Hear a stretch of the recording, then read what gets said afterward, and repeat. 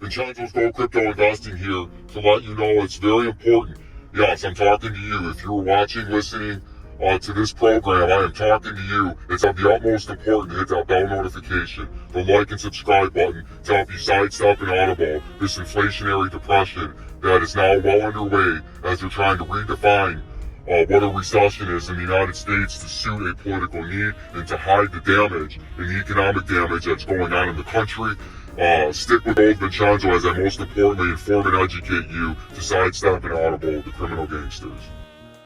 Vincenzo's Gold Crypto Investing, and I'm your home for the 2024 start of the digital revolution and implementation of the cashless society and digital era that is going to take over and transcend and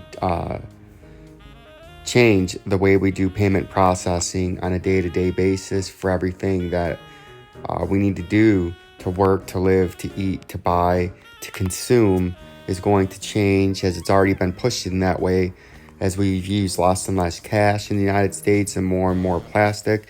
We're going to go into a digital era and a digital dollar and a central bank digital currency. And that is not me saying that. That is my opinion based on the information that the United States government, the Federal Reserve, and world monetary and banking systems and the information that they are giving out. And that's why, most importantly, you must hit that bell notification. Hit that subscribe button as we hit all the breaking news and coin updates. And that's what we got going here. You can see Charles Hoskin believes XRP to be a commodity. Shiba sets historic record. Ripple keeps hiring amid bear market. Crypto news today. But before we go into that, before we go into this, we're going to go into a site you should have on your crypto-law.us. You should have this site because you can search many of things here, right? On here, you can go in here and search all the laws that have and are relating to crypto, current lawsuits, current regulations, and anything you need to know with the United States government and laws and cases and whatnot going on with crypto. You can go and get it here in a super simple, easy spot. You can see it's got the March 9th, 2022 executive order on ensuring responsible development of digital assets. We've went into that briefly before, actually a couple of times. Go to my playlist and find crypto laws where this brief section is going to be. But this is a critical site you need to watch.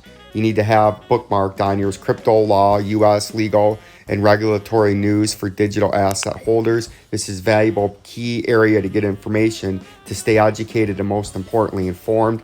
And that's why you're subscribed to Old Vincenzo, because I show you the information and the spots to go to find the information that are facts and the education and knowledge that you need in order to be educated and well versed on the digital era that's coming. So that's, once again, cryptolaw.us. Bookmark that, and you can get all your legal documents there. And that's where I got this legal document, Securities Act of 1933, United States of America, before the Securities and Exchange Commission released number 11029, February 14, 2022, Investment Company Act of 1914, in the matter of BlockFi Lending LLC is the one that's in trouble. Order insisting cease and desist proceedings pursuant to Section 8A of the Securities Act of 1933 and Section 9F of the Investment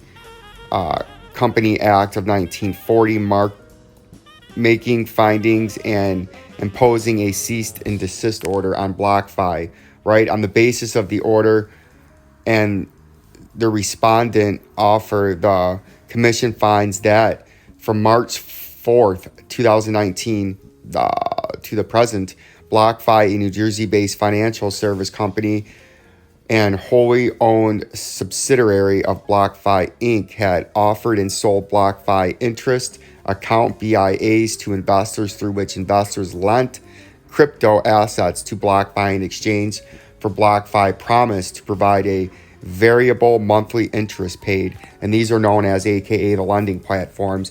And this is what Vincenzo has been warning about, that these were going to collapse, and a lot of these did collapse, and the government would come down hard on regulation and oversight, and the government is indeed coming down hard and heavy and fast, throwing grenades out there in the oversight. BlockFi generated the interest paid out to BIA investors by deploying its assets in various ways, and by various ways they mean very risky things, by investing in Luna Classic, now which used to be Luna, right? They invested in that debacle because they had to pay these outrageous interest rates. They had to go out to very risky things to try to generate that 10, 12, 15% interest that they were paying to people, including loans of crypto assets made to institutional and corporate borrowers lending US dollars, right? The Celsiuses of the world, Three Arrows Capital, the hedge fund, right? Those are the kind of people they were lending their money out.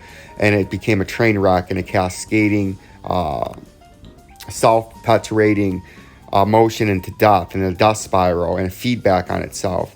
One went down, the next one went down. They were all interlocked and interconnected, lending US dollars to retail investors, and by investing in equities and futures. Yeah, how those future options go. They went belly up is the way they went. As of March 31st, 2021, BlockFi and its affiliates held approximately $14.7 billion in BIA investor assets. December 8, 2021, BlockFi held approximately $10.4 billion in BIA investor assets, and had approximately 572,160 investors and 391,105 investors, and almost 400,000 investors in the United States.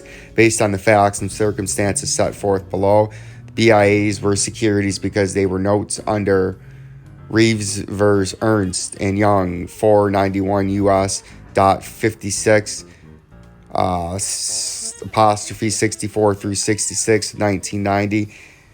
Blah blah blah blah blah. BlockFi offered and sold the BIA as investment contracts under security 328 US .293 slash 301 1946. Blah blah blah. BlockFi promised BIA investors a variable interest rate determined by BlockFi on a periodic basis in exchange for crypto assets loaned by investors who could demand that BlockFi return their loans asset at any time. BlockFi thus borrowed the crypto assets in exchange for a promise to repay with interest, and the government is coming down heavy on this. And you can see BlockFi is a Delaware limited liability company formed in 2008, owned subsidiary of BlockFi Inc., who is the principal place of business in New Jersey. On March 4th, 2019, BlockFi began publicly offering and selling BIAs. BlockFi Inc. is a Delaware corporation formed in 2017. BlockFi Trading LLC is a Delaware limited liability company formed in May 2019 and is wholly owned and subsidiary of BlockFi Inc. And these are more important things that are going to be coming out as the government starts to,